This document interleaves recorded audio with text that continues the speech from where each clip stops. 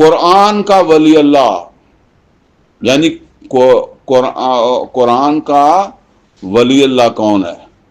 ایک تو ولی اللہ ہے نا کہ جو مرضی اپنے آپ کو ولی اللہ سمجھ لے، تو یا جو کسی کو ولی اللہ کہہ دے۔ قرآن کس کو ولی اللہ مانتا ہے، وہ مضمون آگے ابھی آئے گا۔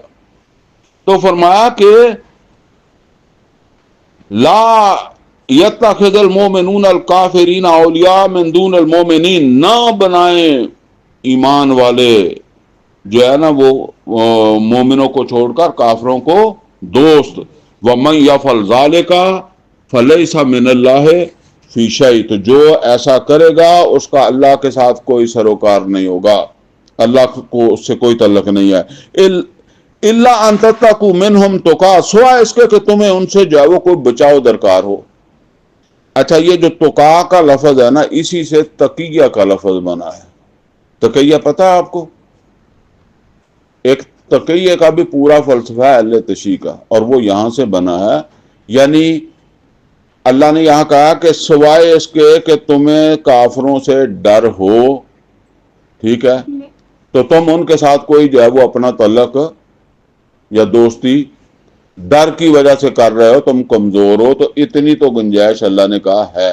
لیکن یہاں بات یہ سمجھ لیں کہ یہ استثناء دیا ہے اللہ نے، اور اگر سارے لوگ استثناء کو اختیار کر لیں تو پھر اصل کام کس نے کرنا ہے؟ مثال کے طور پر رشوت حرام ہے،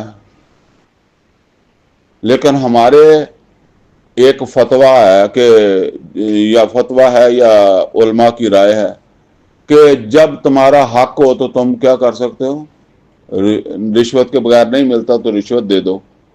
اب 100% یہ کام شروع ہو گیا نا کہ میرا کام ہے جائز، رشوت دے دو اور کرا لو، تو پھر روکنا کس نے ہے؟